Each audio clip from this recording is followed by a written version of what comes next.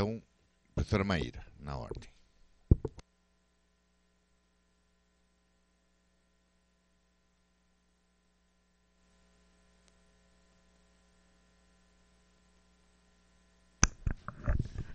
Jennifer, Maurício e Fabinho,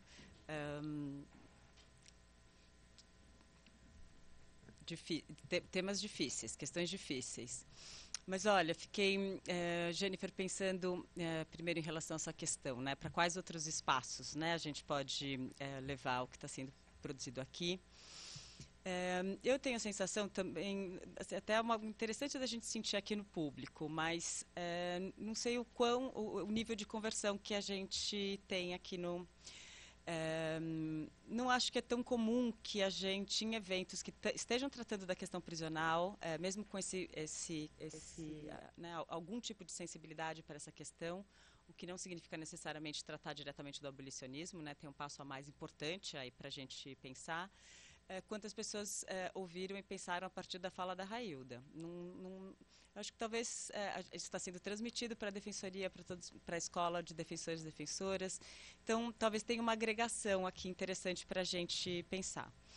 E como você mencionou que era da educação, né, fiquei pensando justamente isso, né, as possibilidades de levar para outros campos do conhecimento e de saber, né, porque a partir da questão prisional, a gente tende a associar a questão prisional com o departamento de penal, né, com a área de penal, de crimes, do Código Penal, processo penal, mas como a gente viu durante essa mesa, pensando só do ponto de vista jurídico, tem inúmeras questões de direito civil, tem questões de direito administrativo, de direito internacional, tal, o direito inteiro diretamente comprometido. Isso sem falar em todas as demais áreas, né?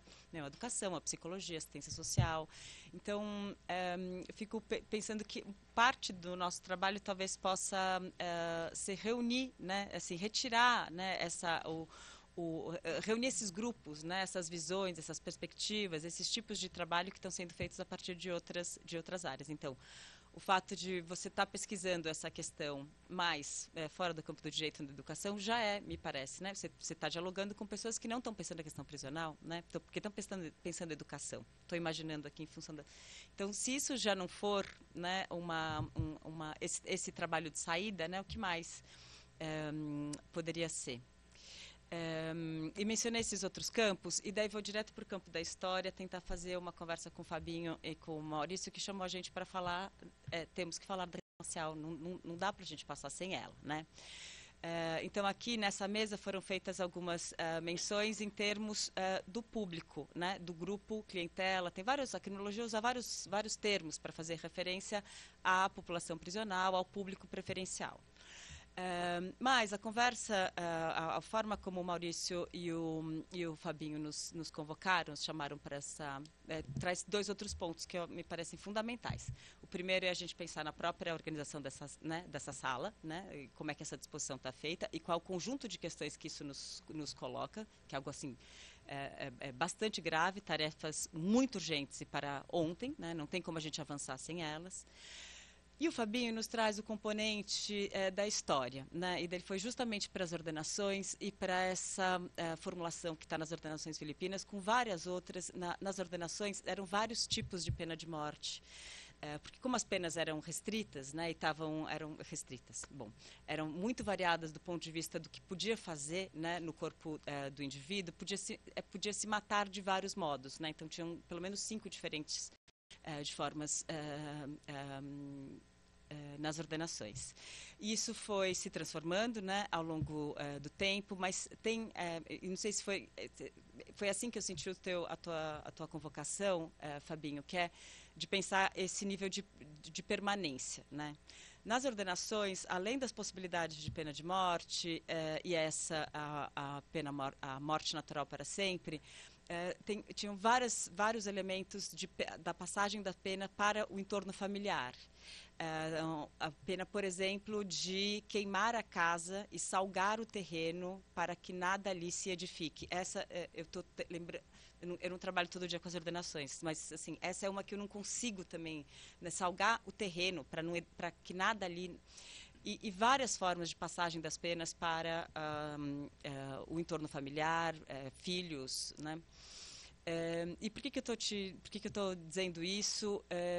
Eu já me peguei várias vezes para pensar como é que esse nível de indiferença que a gente, né, como é que o direito inteiro se organiza, podendo condenar uma pessoa a uma pena de privação de liberdade, né? Faz 200 anos que a gente se organizou assim, né? Então, com o direito penal, com a pena de prisão como a sanção que organiza o sistema todo. É a pena de prisão, então, é a restrição da liberdade. Não é mais as penas corporais. A minha sensação, Fabinho, e por isso achei tão interessante que você tenha trazido isso, é que a gente não passou para a modernidade. Esses 200 anos a gente não fez a virada das ordenações filipinas para agora em relação a esse ponto. Então, nossa primeira codificação é 1830, a gente já faz várias alterações, já coloca a prisão, mas a gente faz uma passagem que eu tenho olhado muito para pensar a questão das mortes, que é da pena de galés, que é a pena que não é porque a gente um sistema de justiça que condena uma pessoa à prisão hoje, esse juiz, esse promotor que pediu a prisão, esse legislador que definiu a prisão no tipo, ele não é a morte, ele está dizendo 10, 15, 10 anos, 15 anos, 20 anos. Né? Ele está dando um período de tempo em que a pessoa vai cumprir uma pena. Então, o paralelo com a pena de morte, para mim, ele fica mais distante. Mas com as galés, sim, porque as galés também era por tempo. Então, a pena de galés era remar, né? Era simplesmente fazer acontecer as navegações. Né? A pena era essa. Então, lotar aquelas galés, né? É o nome do navio também, com pessoas que serviriam para isso, para remar o navio, né? Para levar o navio de um lado ao outro. Mas as pessoas que recebiam essas condenações, elas recebiam as condenações por tempo, condenadas a 5 anos, condenadas a 10 anos, condenadas a 3 anos.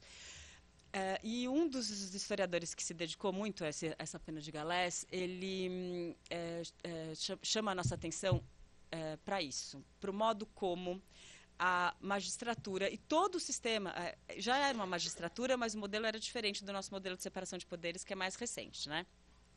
Mas como é que as pessoas eram apenadas ali?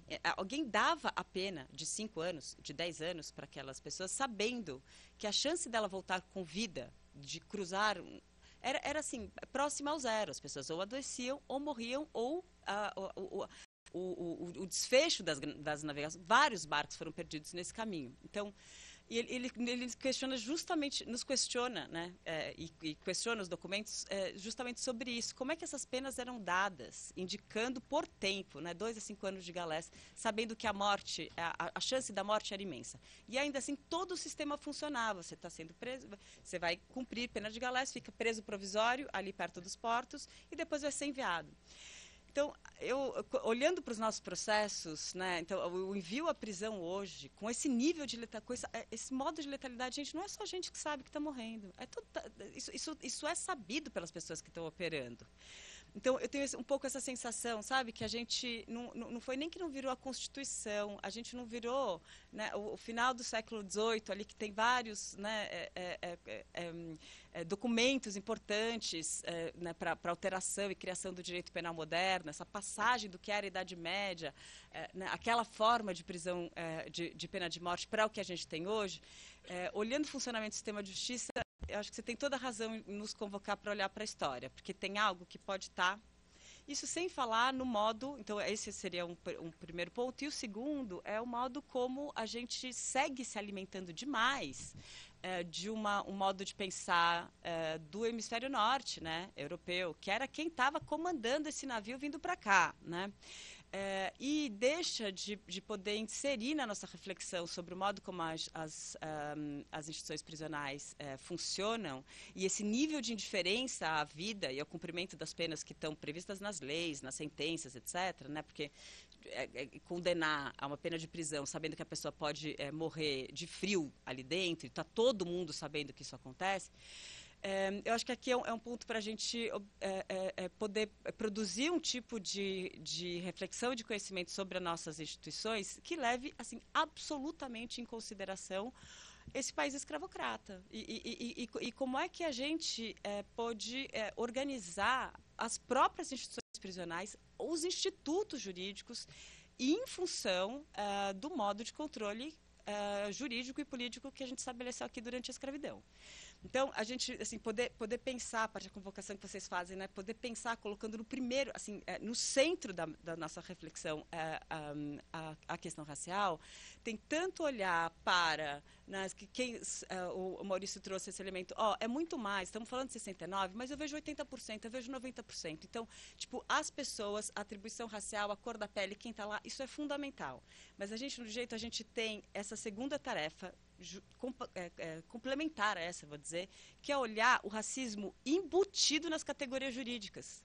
Porque tem uma dinâmica racial, gente, que está dentro do modo de operar das próprias instituições, dos próprios institutos. Então, esse instituto pode estar direcionado naquela situação concreta a uma pessoa branca, mas ele está, de certa forma, ele foi concebido, ele está impregnado por uma determinada forma de organizar a nossa, né, vida política, que distingue e discrimina pessoas negras em detrimento das pessoas brancas. Então, isso é uma convocação também para a gente na hora de pensar o direito. E tem vários autores fazendo isso. E agora eu me calo. No campo da ciência, das ciências sociais, a gente costuma dizer que os anos 70, com o pensamento feminista, ele trouxe uma virada epistemológica. Assim. A gente pensou a pensar diferente, estudar diferente. Muita coisa passou a ser diferente com o advento e fortalecimento das teorias feministas. Eu, sinceramente, acho que a gente está, nesse momento, já há uns 10 anos, mas agora sim, tá para todo mundo ver. A gente está com a oportunidade de fazer a mesma virada, assim, brutal que teve o movimento feminista nos anos 70, com os intelectuais, as intelectuais negras que estão repensando o Brasil inteiro, o direito inteiro. Está tudo sendo revisto e repensado. Então, resta a gente poder receber, né, esse pensamento que está sendo trazido, como a gente recebeu o feminismo nos anos 70. Levou um tempo, mas aconteceu e hoje 50 anos depois, é algo que a gente aprende nos livros, que o feminismo mudou tudo, né? Então, espero que daqui a 50 a gente possa ler que, nesse momento, foram os intelectuais, foram os pensadores, foram os ativistas, foram as pessoas negros e negras que estão revendo, né, a nossa democracia, nosso modo de estar no mundo, o direito, as práticas políticas de uma maneira radicalmente diferente do que a gente fazia até agora, né? Então, que seja essa a hora. Me calo. Eu posso falar uma coisinha sobre as ordenações do reino, que eu acho que é uma coisa importante mencionar. Curiosamente, a morte natural, numa escala de mortes, era menos grave das mortes. É curioso isso, que a gente possa tentar estabelecer uma escala de morte, né? Morte, é uma coisa absoluta, né? Quando você furta 1, 5, 10, 100 mil. Você tem uma diferença. Mas morte é uma coisa absoluta, é o fim da vida e acaba a vida. Mas, como bem observou a professora Maíra, havia uma escala conforme a gravidade do caso. Então, por exemplo, o crime de sedição, que levou o conhecido Tiradentes à morte, ele atingia a terceira geração. Então, a pena nas ordenações do reino, ela passava da pessoa do criminoso. Ela atingia o seu filho e o seu neto. E no caso da sentença de Tiradentes, que é muito interessante porque ela está publicada na Revista Brasileira de Ciências Criminais, a sentença número 0. Então, tem aqui na nossa biblioteca, número 0 tem a sentença do Tiradentes. A terra era salgada, a terra onde ele vivia, para que nada nascesse nas próximas gerações. Porque o salgamento da terra era alguma coisa que impedia você plantar novamente. Né? Isso, claro que hoje com adubo, etc., a gente consegue fazer qualquer milagre, né? Mas na época a ideia era essa, era uma metáfora sobre nada nascer na terra até a terceira geração. Tiradentes não teve seus filhos e netos mortos porque não tinha filhos e netos. Portanto, eles escaparam da morte porque ele não tinha filhos, né? Filhos conhecidos, ao menos. Né? Então, é importante a gente dizer que a morte natural era, paradoxalmente, a morte mais simples. Era a morte dele. né? Claro que era para sempre, né? Porque o que se queria é que se esquecesse, se olvidasse, essa era uma ideia central das ordenações do reino, a existência do crime. Por isso você matava para sempre, né? Então, é uma coisa, parece que a leitura que a gente faz hoje, talvez possa parecer que essa pena fosse a mais grave. Não, era a menos grave das mortes. Lembrar que as ordenações, elas tinham, por definição, penas de morte, ou penas que eram equivalentes à morte. Por exemplo, você desterrar para acabar a cidadania. Então você manda para fora da cidade, a cidade é o espaço de exercício da cidadania, você manda para fora da cidade, porque quando você manda para fora da cidade, você não vai ter mais a cidadania daquela pessoa. Então você mata aquela pessoa enquanto cidadão. Não é uma morte física, é uma morte... A cidade de Desterro, hoje Santa Catarina, em Florianópolis, é a cidade onde se executava essa pena. O paradoxal, o complicado de se entender, é que essa ordenação era a ordenação do reino, portanto uma ordenação de Portugal, mas que os locais em que se executava a pena eram as colônias. Então, por exemplo, se a pessoa cometesse um crime grave, ele era desterrado para a África. Agora, se o crime fosse muito mais grave, aí ele mandava para o Brasil. Que o Brasil era muito mais fim de mundo do que a África, na lógica do português, né? Então, é curioso, né? Os piores lugares para se executar a pena eram no Brasil. E lembrar que as 3 naus que aportaram aqui em 1500, elas traziam um criminoso. E deixaram o criminoso no Brasil para ver o que acontecia com ele no meio dos índios, né? Alguns anos depois eles voltam e encontram o cara. O cara estava muito bem, obrigado. Estava de boa. Os índios trataram bem ele, acolheram ele, nem entenderam o que significava aquilo, que é você mandar para um lugar absolutamente na lógica dos portugueses inóspito. É um lugar que não tinha nenhum sentido para eles, né? Deixa lá no Brasil, no meio dos índios. Ele vai morrer. Não, não morreu. Muito obrigado. Vamos lá. Vou tentar ir na ordem aqui. Maurício, primeiro, né? Eu vou responder especialmente a questão da água quente, porque eu que entrei com essa ação com o Bruno, e vou te falar, já tem mais de 10 anos isso, né?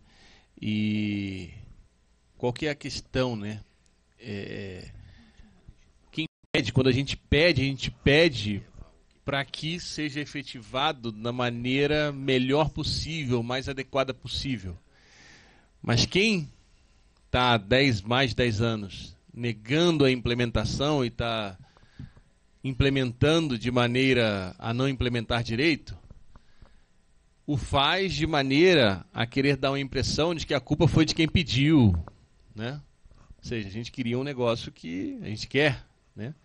Que o direito, porque está relacionado à saúde, ao bem-estar, à sobrevivência das pessoas lá, seja feito de maneira a que isso gere saúde e bem-estar, e não que isso seja uma causa de novas doenças, né? Então isso é muito difícil, nessa luta por implementação de direitos humanos nas prisões, é muito difícil, né? Porque quando você tenta, quando quem vai implementar não quer implementar, o faz de maneira a que pareça que, olha, vocês estão pedindo uma coisa aqui que às vezes vai até atrapalhar, né? Mas a gente não pode parar. Jennifer, tudo bem? Eu acho que já te responderam, mas eu queria só estender o convite, agradecer por você ter vindo, né, pelo GP Privação também, e dizer para que você ocupe também os nossos espaços, né? A Railda falou, venha para amparar, que a gente também vai ampliar as vozes, né, para além dos convertidos, né? E também vem aqui na nossa faculdade, né? E esse seminário também é para isso, né? Então, venha para cá, se integra aqui também nas discussões das práticas do GEDUC, todos os grupos dos outros professores, nos meus também, está mais convidada. Então, obrigado por ter vindo e se integre com a gente, vamos ampliar nossas vozes. E, por fim, o Fabinho, né? falou aqui de educação popular, o abolicionismo, eu queria ressaltar que isso está muito ligado, né? Especialmente o movimento abolicionista, junto com o movimento negro nos Estados Unidos, aqui também. As questões da educação e das prisões, elas estão ligadas, né? Os nossos lemas é menos prisão, mais escola, né? Os estudos são menos prisão, mais escola, né?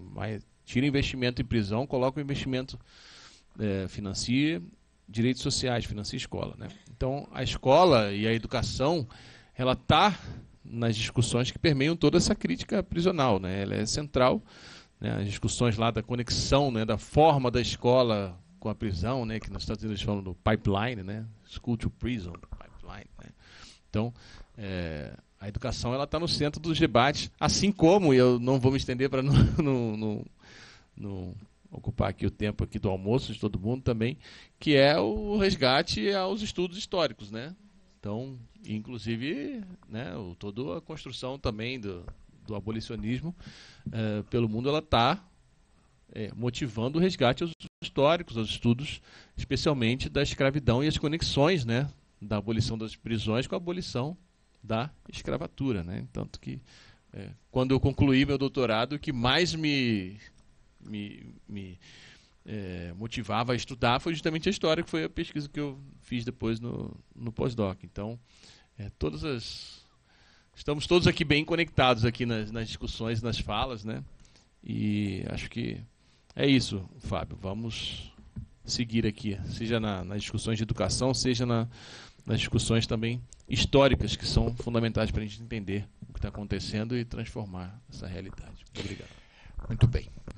Infelizmente, a gente não tem mais tempo para debate. Eu queria agradecer a atenção de todos. Queria aqui, nesse último momento, me colocar à disposição de amparar, viu, Railda? Você vai ter um debate lá em Itaquera, vamos junto, né? Dizer que e aqui eu falo pelo professor Patrick, pelo que eu conheço do professor Patrick, né? Aqui na faculdade, nem todos os professores vão querer debater esse tema. Há outros temas que são debatidos por outros mestres, com muito mais proficiência do que eu os debateria. Mas esse tema a gente pode debater. Se querem um curso sobre abolicionismo, a gente vai dar esse curso. E a gente vai dar o curso lá, na Amparar, se isso for o interesse da Amparar. Dizer que eu, quando ouço um pouco, eu tomo a liberdade de dizer, porque eu escrevi sobre abolicionismo algumas vezes, né? E muitas vezes se fala sobre abolicionismo, às vezes sem exata compreensão e dimensão do que é o abolicionismo. Os americanos, recentemente, querem implementar o abolicionismo de vergonha do número de encarcerados no mundo. Proporcionalmente é dos maiores do mundo. É quase como se nós disséssemos, e essa é sempre a ironia que eu lanço, o país da liberdade é quem mais encarcera no mundo, né? Então, muito mais do que a China, muito mais do que a Rússia, muito mais do que o Brasil, muito mais do que a Europa do Leste.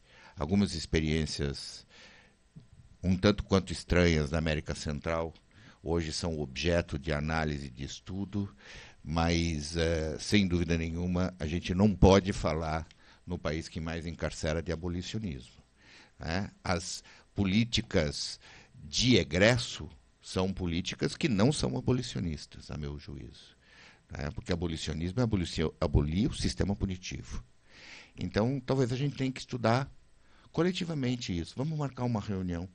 Pode ser aqui, pode ser lá. A gente já fez aqui, porque eu participei e a minha docência, a minha cátedra, por assim dizer, é uma cátedra aberta às pessoas. Não existe uma coisa que eu faço que eu não faço aberto às pessoas necessitadas. Uma vez nós fizemos um debate que era aqui em Sapopemba. Um dia inteiro aqui, outro dia inteiro em Sapopemba, para que as pessoas, primeiro, conhecessem Sapopemba, que muita gente não sabe onde fica. Segundo, para que as pessoas de Sapopemba tivessem acesso a esse espaço, que é um espaço importante da academia. né? Esse espaço é livre para vocês, né, que vêm da periferia, é livre para esses debates, assim como eu estou à disposição, o professor Patrick e outras pessoas estão à disposição, eu tenho certeza disso, a professora Anelisa, né, todos os meus mestrandos, doutorandos que fazem parte desse programa, eles vão falar no período da tarde, tarde e noite, enfim, né, para narrar quais são as últimas experiências que a gente tem, seja do GEDUC Nova Rota, que são co-organizadores do evento. Né, quer dizer, então é importante a gente falar aquilo que é importante ser dito. Nós estamos à disposição, lá ou cá, para debater os temas. Né? E aí talvez a gente não fale para os convertidos. A Jennifer tem razão da gente... É mais fácil falar para convertido, porque daí não tem quase debate, né? Uma outra discussão. Vamos enfrentar. Talvez a gente tenha, Jennifer, e isso eu digo sempre, uma das coisas que eu ainda não realizei na minha vida, que eu gostaria de realizar enquanto acadêmico, enquanto professor, é debater com o Poder Judiciário. Porque nós não nos comunicamos com o Poder Judiciário. Ou o Poder Judiciário está aberto a nós, que é o caso aqui do Dr. Geraldo Fidelis, que veio de Cuiabá, às expensas próprias, para poder assistir o evento, ou ele está aberto a nosso debate, ou não há debate. Então, por exemplo, foram feitas críticas aqui ao nosso Tribunal de Justiça. É um erro nosso de não procurar o Tribunal de Justiça para ter esse debate. Talvez esse seja o nosso maior erro, enquanto acadêmicos. Né? Talvez a gente tenha que fazer isso. Talvez a gente tenha que procurar um equilíbrio nessa crítica e ouvir o lado deles e, quiçá, sugerir coisas. Por que não? Né? Então, acho que a gente vai refletindo, fazendo, muitas vezes a gente vai tocando a vida, a gente vai corrigindo prova, a gente vai dando aula e fazendo um seminário e a gente esquece de uma coisa que é importante na vida da gente. Talvez esse seja um debate que a Jennifer propõe, e para nós aqui do direito seria uma coisa interessante. Debater com quem decide. Porque nem sempre a gente se faz ouvir naquele outro lado. Né? Acho que isso. Bom, a gente tem muito debate pela frente.